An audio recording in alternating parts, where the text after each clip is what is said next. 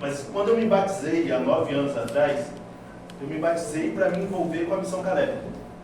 Porque eu entendo que esse projeto gera transformação de vidas. Eu já tive o privilégio de, numa Missão Caleb, ajudar a construir uma casa. Boa, o pastor esqueceu de ligar o microfone, coisa bonita. Eu já tive o privilégio de ajudar a construir uma casa numa Missão Caleb. Tive a oportunidade de limpar uma casa de uma senhora que tinha sofrido um acidente. Então eu entendo que Missão Caleb está para além de simplesmente a gente só vir à igreja. Está envolvido com a gente transformar vidas. E a gente está aqui porque acredita num Deus que Ele transforma as nossas vidas e que Ele organiza todas as coisas.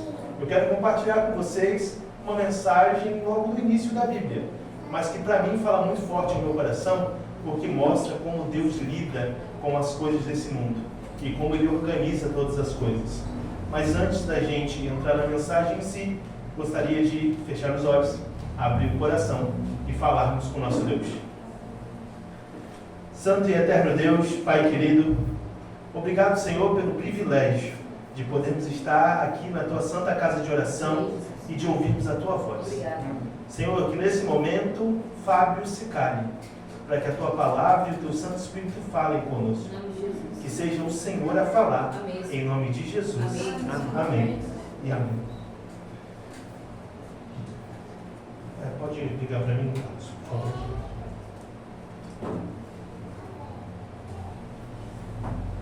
Vou só colocar aqui para cronometrar o tempo certinho, para não passar do tempo. Abre tua Bíblia, Gênesis capítulo 1, versículo de número 1. Primeiro versículo da Bíblia.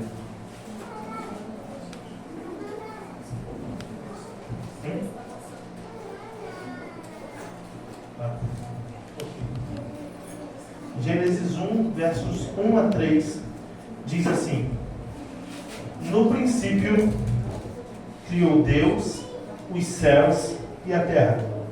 A terra, porém, estava sem forma e vazia. Havia trevas sobre a face do abismo, e o Espírito de Deus pairava por sobre as águas. Nós vivemos num mundo marcado por caos, desordem. Quando a gente olha para a sociedade hoje, a gente vê uma bagunça total. A gente estava vindo agora no Uber, e o Uber fez um comentário que para mim é assustador. Ele falou sobre uma mãe que estava tendo relações com o seu filho, gravando para postar na internet. Olha o nível de perversão moral que nós temos no mundo que a gente vive. Olha o nível de desordem que existe no mundo que a gente vive. Olha o terror que é esse mundo. Nós vemos pessoas cansadas, espiritualmente vazias. Vemos pessoas que têm se destruído a cada dia, indo para caminhos tortuosos. Tem pessoas indo para as drogas. E eu acredito, essa é minha tese, você pode discordar de mim, que existem muitas pessoas indo para as drogas por uma falta de afeto espiritual, por necessidade espiritual. Porque ela não se encontra com algo que vá para além dessa vida e das dores dessa vida, ela busca nas drogas o que ela só pode obter em Deus, que é uma esperança para além dessa vida. Existem pessoas que estão buscando caminhos ruins, porque simplesmente não conseguem preencher o vazio do seu coração. Esse é o mundo que a gente vive. Inclusive tem gente que acha que é apenas um animal desse mundo, que é fruto de evolução. Olha que terrível, fazendo com que nós, a imagem e semelhança de Deus, sejamos completamente distorcidos por conta de uma visão errada sobre a humanidade. Deus não criou a gente para isso. Mas o texto bíblico diz que a terra, que era sem forma e vazia, vai receber um preenchimento. Quando a gente olha para o relato da criação, ela mostra um Deus que dá forma ao caos, que preenche o vazio, e um Deus que estabelece um dia de descanso, chamado sábado, para nós nos lembrarmos que não somos máquinas. Um Deus que age de forma organizada e intencional, mudando completamente a realidade. O primeiro verso da Bíblia é um verso que quase todos vocês já ouviram, para não dizer todos. No princípio criou Deus os céus e a terra. O que eu posso aprender com esse versículo? Pelo menos 4 coisas. Dá para tirar mais. Eu tirei só 4, para que vocês observassem. Primeiro, dá para a gente aprender com esse versículo que existe um princípio de todas as coisas. O mundo não é acaso. Ele foi organizado por um Deus que estava no princípio. E esse é o segundo ponto. Deus é anterior ao começo da história. Deus habita fora do tempo. E Ele começa o tempo para marcar a nossa história junto com Ele. No primeiro versículo da Bíblia, nós já percebemos um Deus que é extremamente intencional em tudo que faz. E esse Deus cria tudo que nós vemos a partir do nada, a partir da inexistência. Tudo que você já viu na face da terra, você já viu a partir de uma existência. E tudo que é criado na terra é criado a partir de algo que já existe. Para criar o fósforo precisa da madeira. Para ter a madeira é necessário que uma planta seja germinada de uma semente. Para que tenha uma semente é necessário que tenha um fruto anterior. E nesse processo, tudo é criado a partir de alguma coisa. Mas Deus criou o mundo do nada. E por que Deus criou o mundo do nada? Porque Ele queria dar tudo para cada um de nós. Porque Ele queria dar a cada um de nós um mundo habitável, para que nós pudéssemos responder em amor o que Ele faz por cada um de nós. E o quarto ponto é que Deus, Ele é soberano sobre toda a criação. Ele cria céus e terra. Ele cria tudo que existe. Ele cria cada um de nós com amor, carinho e respeito. Mas muitas pessoas não ouvem a voz de Deus. Não abrem espaço para que Deus continue falando. Pessoas se negam a ouvir a voz de Deus. E quando eu penso nisso, eu penso em algumas autoridades que existem no mundo. Eu vou citar apenas duas e vou citar mais uma na frente. A primeira, eu lembro de Richard Nixon. Foi o presidente dos Estados Unidos, o 37º presidente. Ele era o presidente na época em que a guerra do Vietnã foi encerrada. Ele era um presidente, um personagem histórico com extrema autoridade. Mas quando ele falou uma vez com seus secretários de governo para demolirem os monumentos de guerra que existiam nos Estados Unidos, nenhum dos secretários levantou a mão para destruir aqueles monumentos. Eles não respeitaram a ordem do homem mais poderoso no mundo entre 1969 e 1974. O presidente dos Estados Unidos, respeitado por todos, não conseguia mandar nos seus secretários de governo. Para ser mais atual, acho que vocês ouviram falar sobre isso, o tarifaço. Um tempo atrás, Donald Trump, presidente atual dos Estados Unidos, taxou o Brasil, que o Brasil teria que pagar pelo menos 50% de imposto em tudo que fosse vender para o exterior. Ele manda em todas as coisas a partir dos Estados Unidos. É a nação mais respeitada. Mas goste você ou não desse ser humaninho aqui, que eu não vou dizer nada sobre ele, ele não quis obedecer a ordem do Trump. E ele começou a brigar contra o Trump. E o Trump mandava de um lado, o Lula mandava de outro, um não obedecia ao outro. E quem é que tem a palavra mais poderosa? A briga dos dois era uma briga de ego. Uma briga para ver quem é que poderia fazer o outro ceder, o outro obedecer. Qual é a palavra mais poderosa da história? Quem é que tem a voz mais poderosa de toda a história? Quem é que manda e desmanda na história? A Bíblia diz. Em Hebreus, no capítulo 11, verso 3, o texto diz assim: o universo foi formado pela palavra de Deus. No verso 3 que a gente leu de Gênesis 1, o texto diz: e Deus disse, haja luz, e houve luz. Quem é que pode chamar a luz da escuridão do universo? Somente um Deus que é todo poderoso em si. O começo da história mostra que Deus é poderoso para fazer do nada todas as coisas. Que Deus é poderoso para chamar do nada a existência. E que a palavra dele não é respeitada por presidentes, não é respeitada por governadores, não é respeitada apenas por homens, mas por todo o universo. Ele faz planetas girarem de acordo com a sua vontade. Ele faz a terra surgir das águas quando ele manda. A Bíblia mostra um Deus que se auto-basta, Um Deus que não precisa de nada, mas que escolheu amar a mim e a você e nos chamar à existência.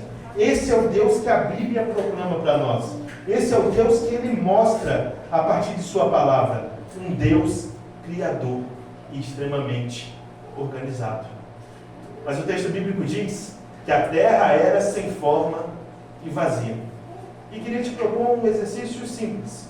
Fecha teus olhos aí agora, rapidinho. Pensa em algo sem forma e vazio. Consegue pensar? Porque eu não consigo. Pode abrir o olho. Tudo que eu penso tem forma e é preenchido por alguma coisa. A ideia de sem forma e vazio é como se fosse um deserto, onde não há vida, não tem nada para ser observado. É um completo vazio. É oco, não tem nada, não tem o que oferecer. A terra era uma desordem total, era uma desorganização. Trevas cercavam o planeta, as águas eram revoltas. E entre Gênesis 1, verso 2 e Gênesis 1, verso 3, existem duas teorias possíveis.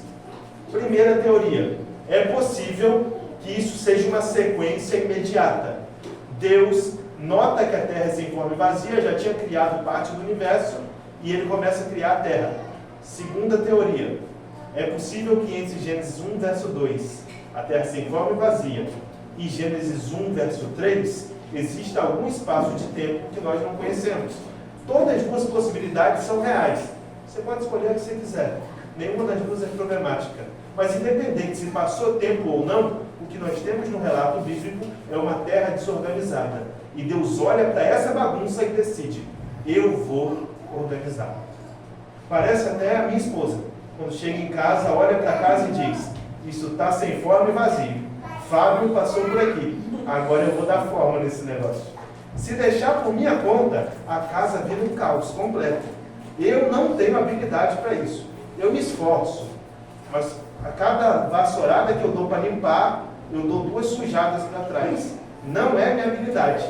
Mas Deus olha para a casa de cada um de nós e Ele pensa em organizar. Ele pensa em mudar completamente tudo. Quando Ele olha para a terra, sem forma e vazia, um completo deserto, Deus pensa que não faz sentido um planeta existir sem que a vida possa ser funcional. Ele começa a organizar completamente o planeta que nós vivemos. Ele muda completamente a história. E aí a gente vai para os versos de Gênesis 1 e começa a ver um Deus que dá forma ao caos.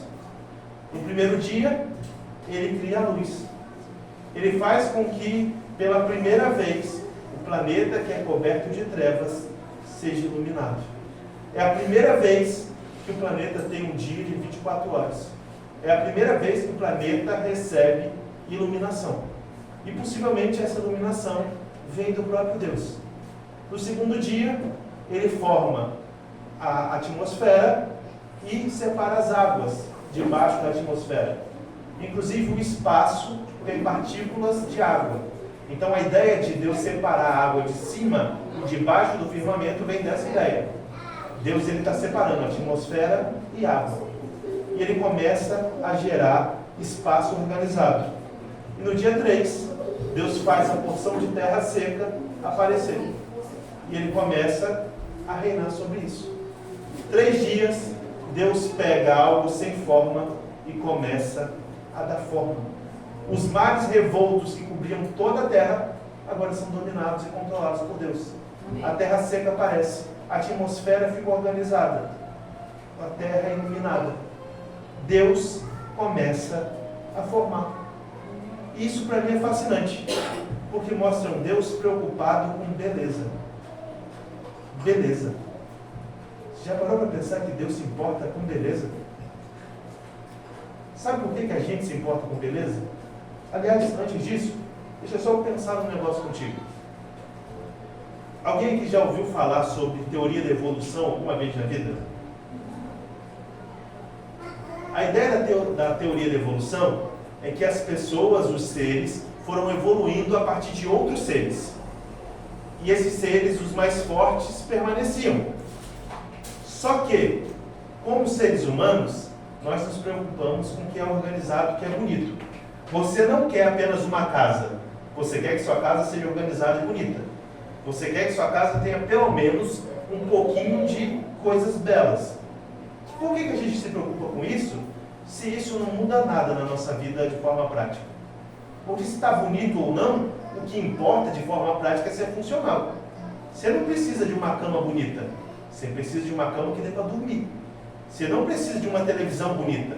Você precisa de uma televisão que funcione. Por que a gente se preocupa com beleza?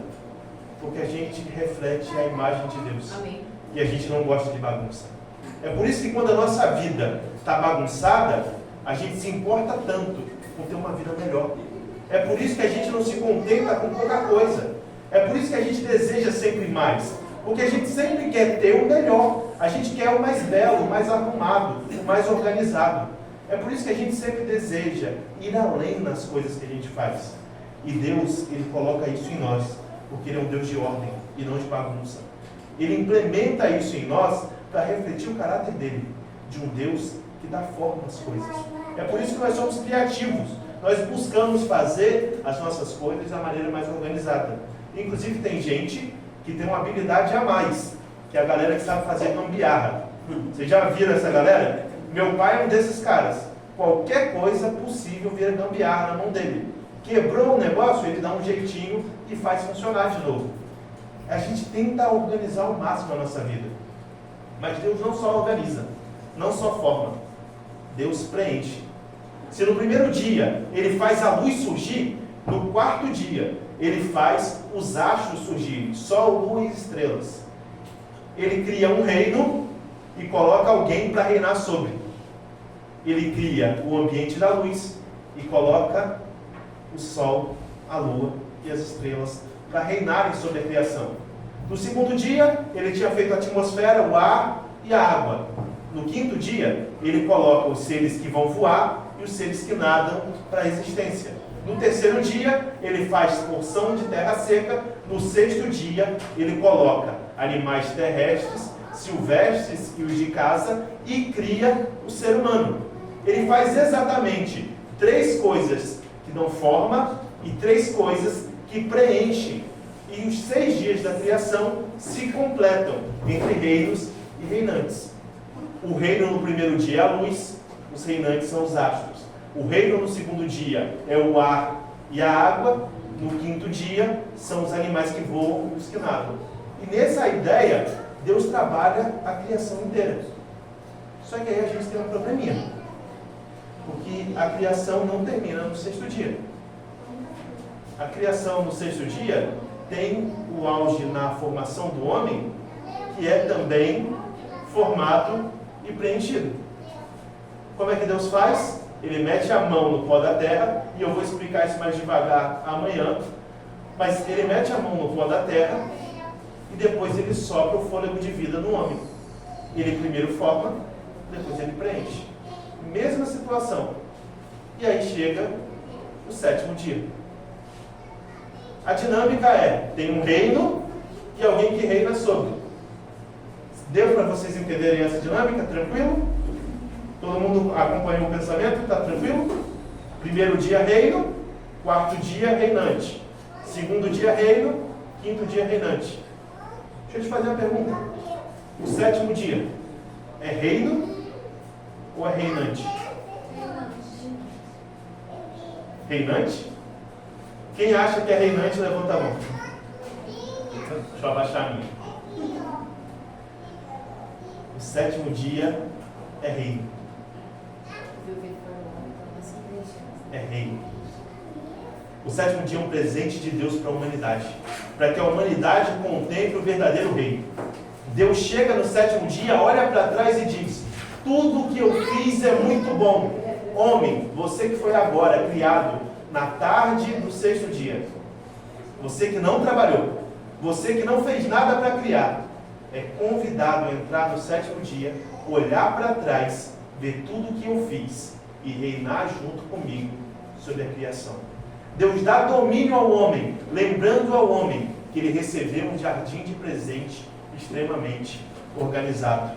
Deus dá para o homem um presente que é extremamente importante. E pela primeira vez em toda a Bíblia, ele dá 3 características à criação dele. Deus descansa, ele termina o seu trabalho e descansa, mas Deus não se cansa. Ele dá o exemplo ao homem, para o homem entender. Deus não deixa a obra pela metade. Eu concluí a minha obra. Isso é importante, grave isso na tua cabeça. Deus não deixa a obra dele pela metade. Deus sempre termina a sua obra. Deus abençoa, e a primeira vez que algo é chamado de abençoado na Bíblia, fala sobre o sábado, sobre um dia de descanso, para lembrar a gente que nós não somos escravos do nosso trabalho. Nós trabalhamos para sobreviver. O trabalho não é uma maldição. Ele foi amaldiçoado pelo pecado, que nos cansa, que nos destrói. Mas o trabalho é um lembrete de que nós somos produtivos e criativos. Mas nas mãos de Deus, o trabalho se torna uma bênção ainda maior, porque ele sustenta a nossa casa e nos dá um lembrete de que nós somos ovelhas de um pastor criador, de que Deus cuida de nós. E a terceira característica do sábado na criação é que Deus santifica o sábado. Ele separa. É a primeira vez que algo é separado em toda a criação. E aqui eu não estou falando sobre dia de guarda. Eu estou te lembrando sobre uma coisa importante. Se Deus separou um dia, é porque tem algo especial nesse dia. Deus separou o sábado para que a gente descansasse nele, para que nós encontrássemos em Jesus, em Deus, satisfação na nossa vida. Para que nós nos encontrássemos com Deus e ele fosse o descanso do nosso coração. Ele abençoa o sábado, nos lembrando que o sábado é um presente instituído na criação. Que ele é lembrado na lei dos 10 mandamentos para que a gente não seja escravo. O povo no Egito estava trabalhando todos os dias. Eles eram escravos, apanhavam e eram dominados pelo trabalho. Olhem para a nossa sociedade hoje. Vamos combinar que a gente também é dominado pelo trabalho? Que o trabalho muitas vezes é um senhor que nós colocamos no lugar de Deus. Vivemos para trabalhar, nos esforçamos, não há problema em se esforçar, mas o trabalho se tornou o Deus de muita gente. As pessoas dão mais valor ao trabalho do que à família. Eu conheci um rapaz, e eu vou caminhando para finalizar a mensagem, para não me alongar demais, mas eu conheci um rapaz que ele nasceu muito pobre mesmo. Ele veio da mesma região que eu lá em Campos. Ele morava no interior do interior do interior. A família dele dava para ele ir para a escola, acho que vocês já ouviram essas histórias parecidas, um saco de arroz no lugar de mochila. Ele não tinha nada. Só que esse rapaz era muito trabalhador. E quando ele chegou aos 20 anos, ele começou a trabalhar de 7 até 10 horas da noite. Ele encontrou uma mulher que ele se apaixonou, eles tiveram filhos e ele continuou no mesmo ritmo, trabalhando de 7 da manhã às 22 horas. E ele dizia todos os dias: eu não vou deixar faltar nada em casa. Eu não vou deixar faltar nada em casa. Com 25 anos, esse rapaz teve burnout. Ele começou a ficar muito doente. Com 26 anos, ele faleceu. Na esperança de não deixar faltar nada em casa, quem faltou foi ele. Às vezes, nós fazemos do trabalho o nosso Deus, sem perceber que nesses momentos nós não estamos confiando em Deus. Deus nem sempre ajuda quem cedo madruga. Às vezes a gente tem essa visão do ditado popular. Tem muita gente que acorda de madrugada e não pede a presença de Deus para o seu dia. Trabalha como se Deus não existisse. E isso é duro. É por isso que o sábado é um lembrete de que nós não somos escravos, nem do pecado, nem do nosso trabalho. Nós somos criaturas de um Deus que faz toda a sua obra e nos dá o presente de podermos descansar nele. É por isso que no texto bíblico nós temos um Deus que termina suas obras. E a criação revela para a gente um Deus que dá forma ao caos, um Deus que preenche o vazio e um Deus que convida a cada um de nós a descansar. Se a tua vida até esse momento tem sido um caos, lembre que Deus dá forma. Se a tua vida está bagunçada, está desarrumada, se você não tem visto sentido para a tua vida, lembre que existe um Deus que colocou ordem no mundo. Ele pode fazer muito mais pela tua casa e pela tua família. Se você tem sentido que a tua vida é um vazio, você não tem alegria, você não tem felicidade, você não tem momentos de paz, lembre que Deus preencheu todo o universo e soprou dentro do homem o fôlego de vida. Ele pode soprar na tua vida paz, harmonia e felicidade. Deus pode cuidar da nossa vida e dar para nós muito mais do que nós pensamos ou do que nós pedimos. Deus pode fazer infinitamente mais e Ele quer fazer isso na nossa vida, mas para isso nós precisamos descansar nele. É por isso que Jesus disse lá em Mateus 11, 28: vinde a mim, todos que estáis cansados e sobrecarregados, e eu vos aliviarei. Ele pega o nosso fardo, o nosso peso, e muitas vezes a gente sente o peso da vida sim, e é normal porque vivemos no mundo mau, mas temos um Deus que está disposto a carregar o peso da vida em nosso lugar e nos dá o peso da eternidade, da salvação e da alegria, para que nós sejamos plenamente felizes. Deus quer preencher a nossa vida, Deus quer organizar a nossa vida, Ele quer nos dar descanso, e nós podemos acreditar, porque se Deus organizou o mundo que era sem forma e vazio, quanto mais Ele pode fazer na minha e na sua vida. Amém. Você crê nisso, irmão? Amém. Crê? O Carlos vai louvar ao Senhor a partir de agora. Enquanto o Carlos louva, você possa conversar com Deus, pedir a Deus que oriente a sua vida. Se a tua vida está bagunçada, pede a Ele que organize. Se você tem sentido vazio no teu coração, na tua vida, peça a Deus que preencha. Se você tem vivido cansado, sobrecarregado, peça a Deus que te dê descanso. E Ele fará infinitamente mais na minha e na tua vida. Isso o desejo do teu coração, você entregar nas mãos desse Deus que organiza todas as coisas. Eu te convido a, no final do louvor, ficar de pé e juntos nós orarmos, pedindo a Deus que cuide da nossa vida, organize e preencha e nos dê descanso.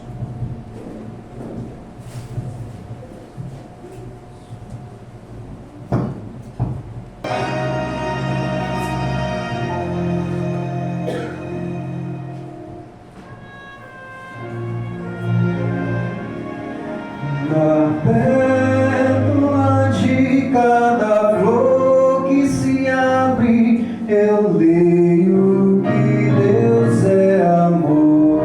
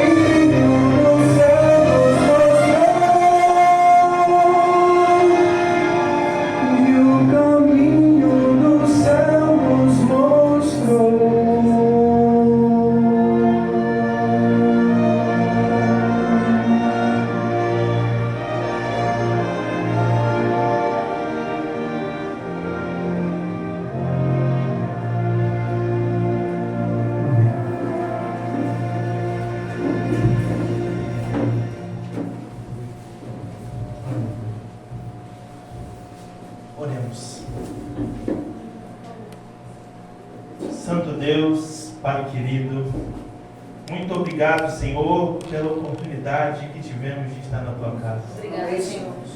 Vivemos num mundo, Senhor, que muitas vezes parece com a terra no início, sem forma, vazio, sem sentido, sem descanso. Um mundo em que a maldade parece reinar em muitos momentos, mas nós confiamos na Tua mão. Cremos que o Senhor não deixa nenhuma obra pela metade, mas completa todas. E o Senhor já começou uma boa obra em nós. Por isso te pedimos que o Senhor termine essa boa obra. Aqui existem irmãos que têm vivido uma vida que muitas vezes parece sem forma, bagunçada. Parece que as coisas não dão certo. Parece que os planos são frustrados, Senhor. Que o Senhor dê forma à vida dos meus irmãos. Pai, também tem irmãos que têm sentido vazio, que têm sentido na sua vida uma tristeza sem sentido, que têm sentido uma dor que muitas vezes não tem explicação. Dê a eles o preenchimento do Espírito Santo, Senhor, e que eles sintam a Tua presença ardendo no seu coração. Sim, Senhor. E tem irmãos que muitas vezes têm trabalhado, lutado, mas não têm encontrado descanso. Alivia o coração e o fardo dos meus irmãos, Senhor. O Senhor disse que era sobre Ti que colocaria os nossos fardos. Coloque hoje mais as nossas angústias e sofrimentos, e nos dê a salvação e a graça do Senhor. Amém. Em nome de Jesus. Amém. Amém.